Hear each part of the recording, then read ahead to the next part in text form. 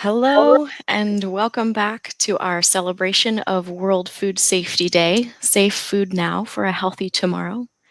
This year, we at the National Environmental Health Association teamed up with Environmental Health Australia to host a food safety marathon that started in the morning of Australia's June 7th and continued for almost 24 hours as World Food Safety Day began in the Western Hemisphere. We've chatted with food safety professionals from all around the globe, from Australia to Papua New Guinea, from Egypt to the United States. And I'm pleased now to introduce you to our final speaker, Lyness Green-Baker from Jamaica. Ms. Green-Baker is the Chief Public Health Inspector and Head of Department for the Environmental Health Unit in the parish of Clarendon within the Southern Regional Health Authority, Ministry of Health and Wellness in Jamaica. A Northern Caribbean University graduate with an MPH in Health Promotion and Education, she is a service-oriented public health practitioner with 22 years of distinguished service in meats and other food inspections, public health regulatory compliance, supervisory management, and workplace wellness. Her proactive contributions foster a safety culture using risk management principles to improve planning and decision-making. Lyness leads a team of 35 public health inspectors that administer 10 environmental/public health and sanitation programs, and she contributes to improved productivity and organizational image through staff development, training, mentorship, networking, and pooling of resources. In 2017, Lyness was awarded the Most Outstanding Technical Officer, as well as Outstanding Performance in Leadership and Professionalism by her organization. She also teaches supervisory management and fundamentals of occupational health and safety at the University of West Indies, Mona Open Campus. Lyness, it's wonderful to have you today. Thank you so much for joining us. I'm happy to be here with you, Laura. Thank you too. All right, well, let's dive in. Tell me, what does an average day look like for a food safety inspector in Jamaica? In Jamaica, public health inspectors with this specialized training in food safety would normally report to office and prepare with their tools of trade to match whatever task or purpose of duty that they will be performing that given day. So a visit, for example, can either be for routine monitoring or it could be for the purpose of survey for compliance or to address a complaint, or visits may be announced or unannounced.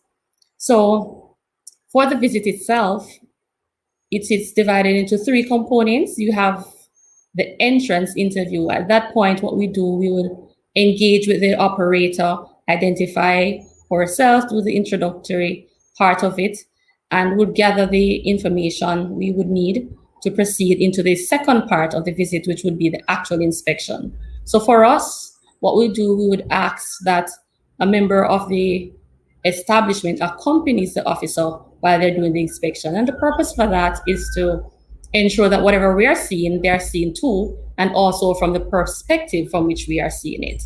At the end of that inspection, then we will just tie everything up with the exit interview where the findings will be discussed. And just to say, for the inspection, we use a prescribed Ministry of Health tool that is standardized, and it is divided into critical areas or non-critical. So it's basically employing the HACCP, the Hazard Analysis of Critical Control Point principles. So in a typical day, that is what it entails. So it is dependent on the type of establishment, and as I would have established earlier, the purpose of the visit. Wonderful. And you mentioned that having the inspector be accompanied by the person in charge at the establishment. How do you support retail food establishments in improving their food safety practices? Well, as a regulator, we not just see ourselves as regulator, but we see ourselves as facilitators of the industry, because food is basic need of man. So in terms of supporting our local industry, primarily, of course, as was established, our role is that of regulator. So we do the audit visits. In Jamaica, what we practice is After doing the assessment, we would issue with a work plan if breaches are found. So that work plan would provide technical advice for the person. We also engage in training and certification of food handlers. So we keep them up to date with benchmark and best practices from across the globe. We also make ourselves available in terms of advising them. Sometimes there are particular systems in place that is we have to make adaptable to our local culture. So in those regards, we help to support them by being accessible, being there to facilitate the inspections in a speedy manner, as well as to bring them up to speed through conferences, seminars, workshops. We do a lot of community mobilization and engagement. So those are some of the ways we support our retail food entities. Sounds like, thank you. It sounds like the partnership with the industry is really important, and working together and not only providing training, but providing resources for them and adapting it to the area. And I think that's such an important part of understanding your communities to better be able to support them. So that's really great to hear. So I see that you work with a lot of your industry members. Can you tell us a little bit about what other organizations Jamaica might work with to enhance food safety on the island? Yes. So we see food safety as or we approach food safety rather, as a public-private partnership. So depending on what is at stake. At the national level, we have our standards organization, the Bureau of Standards Jamaica, which help to provide the regulatory standards at which these food must be produced, as well as we have the National Food Industry Task Force. And the purpose of that task force is to help with, in terms of labeling, we understand the implication with food safety and food, how we consume, and NCDs which we are experiencing now. So in terms of marketing and education and communication, advocacy as well, the National Food Industry Task Force, we work with them to ensure that persons are in keeping with what is expected, not just locally, but internationally, because we just don't want to be able to feed our local population. We want to export too. We want to just enhance what we have through value-added products. So these agencies like Bureau of Standard, the National Task Force on the national level, we also have the National Public Health Lab. And in Jamaica, food safety currently falls under the remit of the Ministry of Health and Wellness, whereas sometimes in other jurisdictions, it would fall under the Ministry of Agriculture. So agriculture is also one of Ministry of Agriculture, Fisheries, Commerce, is also one of our key stakeholders at the national level. Now, segueing into the local setting, we have our municipal corporations, whose responsibility will be to help to regulate compliance, for example, in certain retail establishments such as markets, meat shops, even itinerant vendors, or in some jurisdictions, these would be called street food vendors. So we work with them as it relates to the licensing of those persons who would desire a license or a permit to operate. Then we also work with our non-government and our community-based organizations. So we will go in the community in health fairs and we'll make persons be aware of what is expected from them as an operator, as also to give them tips as to how to best handle food. So these are some of the ways in which we engage with other agencies to effect our duties as public health food safety officers. I see. It seems that everyone is involved in that, from your inspectors all the way to your public health labs, and you're in the industry. And I've said this on the previous chats that we've had. Food safety is everyone's business. Everybody's business. Yeah, it's really true. It's really true. So, Liness, you mentioned a couple of types of establishments that you regulate in Jamaica. Are there some that are unique to your community that you'd like to share with us? Yes. So I'll just use the opportunity to just list a few, and then I'll tell you the one that, in my estimation, I deem unique to Jamaica. So we, as a part of our retail food industries sectors that we monitor, would be restaurants, or fast food outlets, bakeries, food shops, or grocery shops. In some jurisdictions, they might be called cottage industry, and especially in this time of COVID, where we have persons starting businesses outside of their home setting, cottage industry, supermarkets, delis, meat shops, and markets, as would have mentioned. But there's a special niche of itinerant mobile or street vendors that I think is unique to Jamaica, and that's the jerk pan man. So they offer jerk, normally protein type food like chicken, pork, and in some cases when we have like competitions going on, or in the restaurant, Jamaica Restaurant Week, when you have persons encouraged to go out and eat, you might have fish, and we just try to jerk everything. So I think that is uniquely Jamaican.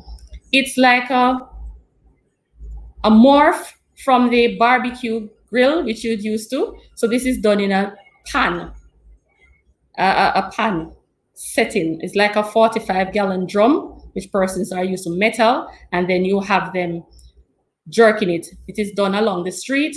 It is challenging in some regard to manage, in that they mostly use potentially hazardous food. So we have to ensure that the temperature, the cold chain for the food is maintained. We have to ensure that they have access to the basic amenities. So in terms of their positioning, where they're allowed to be placed, is also important. But we see a lot of creativity coming out in this industry. So as it relates to what's unique to Jamaica, the first one I could think of would be the jerk pan man, who sells on the street as a mobile street vendor. I see. And it sounds like they serve a lot of food, especially at the festivals that you have, the celebrations. That sounds like a lot of fun, but also I'm happy to know that there's so many people in Jamaica that are looking over the food safety of the products, but it sounds like a very interesting time. Yes. Lynette, we got an audience question I'd like to ask you, kind of switching over from the training for the industry and partnerships and collaboration to learning a little bit about what kind of credentialing or training that public health inspectors in Jamaica receive. So can you tell us a little bit about what an inspector might anticipate for training and education, or any kind of credentialing that you all do there? In Jamaica, thank you, Laura, for that question. In Jamaica, we, as public health inspectors, it's a degree training program, which is done through the University of Technology Jamaica exclusively. You are exposed to a gamut of public health, not just food safety, because there are different levels or specialization in public health. So at the basic entry requirement, you will need 5 O-levels, or it's a very competitive field now. So we have persons going in with their advanced high school exit exams, or even associate degrees in environmental health, just to be a part of the program. So they will study for 4 years, and a part of that 4 year, you have an internship program where you have the hands-on transition from theory to practice. We receive training, for example, in environmental matters, but even though we are called public health inspectors, we have responsibility for general sanitation, which will take in environmental issues. So we're exposed to forestry, we are exposed to sustainable development, we're exposed to water quality training, vector control, and integrated pest management training, as well as food safety, foodborne illness investigation, and other epidemiological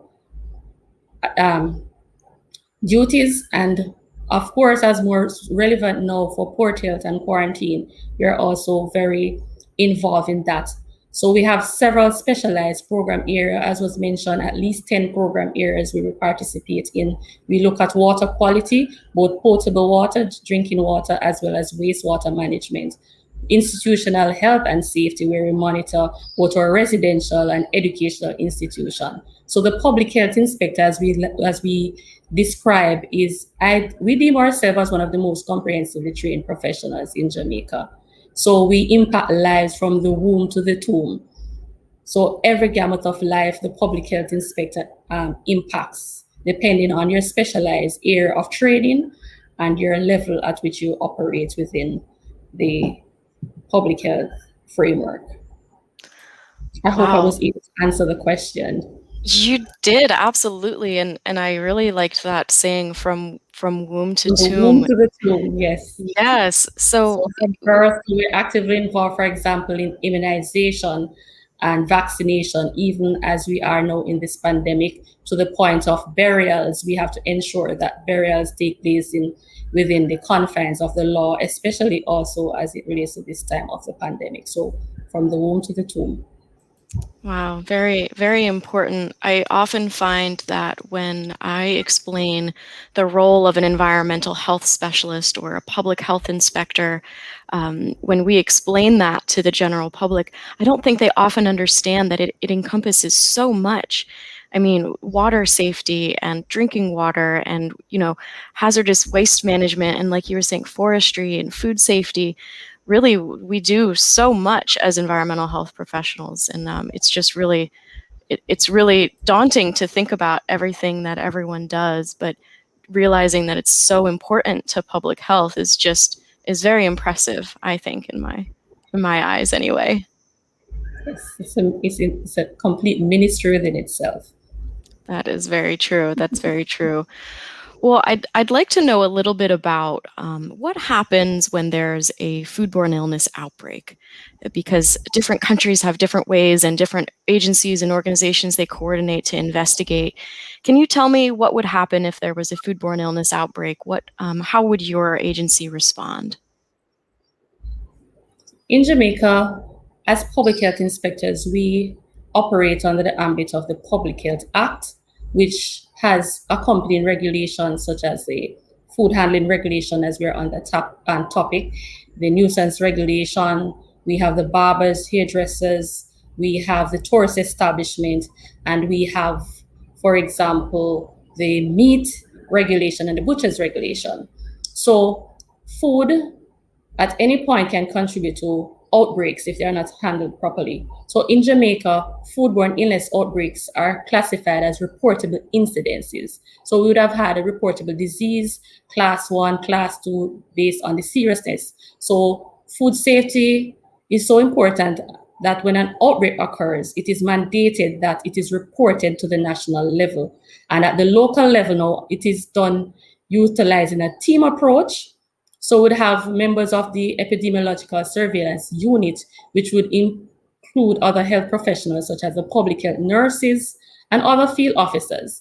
We'd also engage our national public health laboratory because if we need to take sample. But what we embrace, even though we have our local legislation, and in the event where something is not covered under our regulation, the Codex Alimentarius standards apply. So we utilize the general universal 7-step investigation for complaint where we determine, first of all, if an outbreak had occurred, and we would also define the case in terms of the make contact to coordinate with key personnel.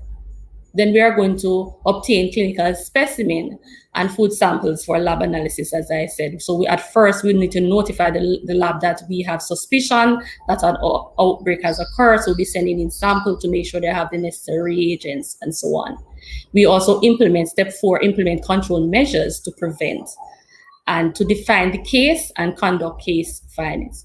We describe the outbreak in terms of the time and the place and the person, because these would make for excellent case studies. And we want to look at what went wrong so we can put control measures in place so that we won't have recurrence. Then we want to develop possible hypotheses, and we want to plan and conduct epidemiological studies around the hypotheses to test it to see if it's really as we purport it to be. Then we have analysis of our data, interpreting the result, and then the final step would be that of reporting, declaring the outbreak over after we would have done all of those investigation and compiling our reports. So we in Jamaica do subscribe to the 7-step international standard of investigating a disease outbreak in terms of foodborne illness. Wow, what I really liked about your response was not only are you reacting to the issue and you're working with all of these organizations, at the same time you're gathering information to put together case studies, to analyze what you're looking at, to help prevent. And I think that's just such an important part of public health, is looking at what has happened, where is the breakdown happening, and what can we do in the future to improve it or to mitigate that risk. And I just think that's a wonderful thing that Jamaica is doing, and I'm sure other jurisdictions and countries around the country do that as well. But really, we can learn a lot from these outbreaks, and some really great regulations and great ideas in food safety and vast improvements of systems have come from unfortunate outbreaks. So that's a really great thing to hear, Liness. Thank you so much. And if I may add, Laura, but it does also save us time, because when we have it documented already, we have that as a reference point. And then it will help to build capacity of your team. So in a period when everything is fine, you can have that as a case study, as a desktop study, where you can say, all right, this is a particular situation. How would you handle it if it was in your jurisdiction, or if should we be faced with this? So it helps us to save time by practicing ahead, using these as case studies. Certainly. Wow, really great. Well, I'd like to get kind of into a little bit more of a personal question here. And I'd like to know, what inspires you to work in food safety? And I know you do many things in environmental health, but what inspires you specifically in food safety to do what you do? I believe, Laura, that I was born for this job. I get my job satisfaction from helping others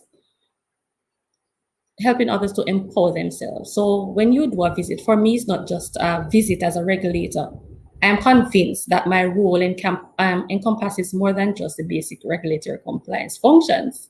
So my personal mission statement, or my mission rather, is to use my skill set, which I would have gathered, the competencies I would have learned and developed in food safety, as well as being trained in health promotion, to help food handlers to see the actual as well as the perceived risks and the susceptibilities associated with their trade. Because when they can do that, you would not have to be there to be pointing out to them all the time. They can deduce that from their own experience to say, I'm susceptible to this. If I continue along this way, my business will succumb. So when we do that, in terms of helping them to see, empowering them through knowledge, and also hands-on experience or guidance, it will, if they use that knowledge to make the choice, they will make meaningful changes, not only to their personal businesses, but the local landscape.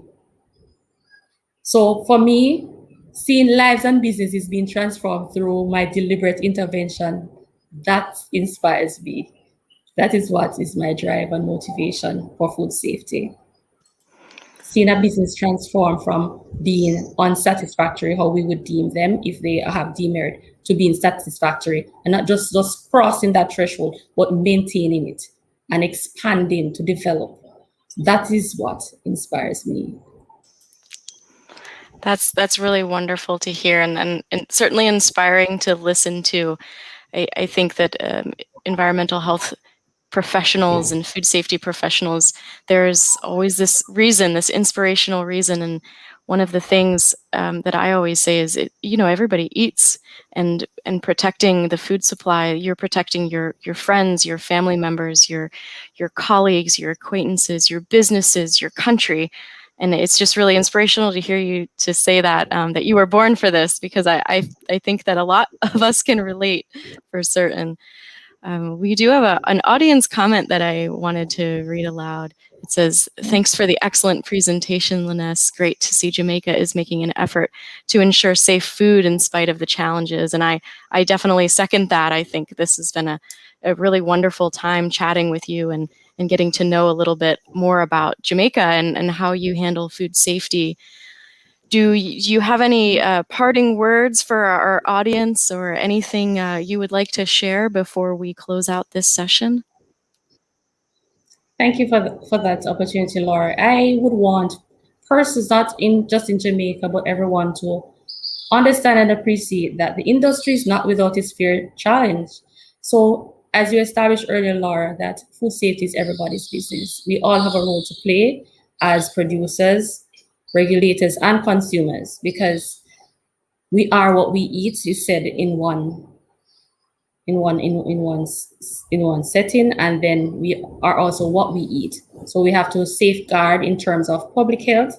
It's about promoting health and efficiency, prolonging life, and preventing diseases. So we cater for whole health, and we want persons not just to eat and enjoy food, but to ensure that the food that they're eating is of sustenance and nourishment to their bodies, so that we can enjoy wholesome, not just quantity of life, but quality of life.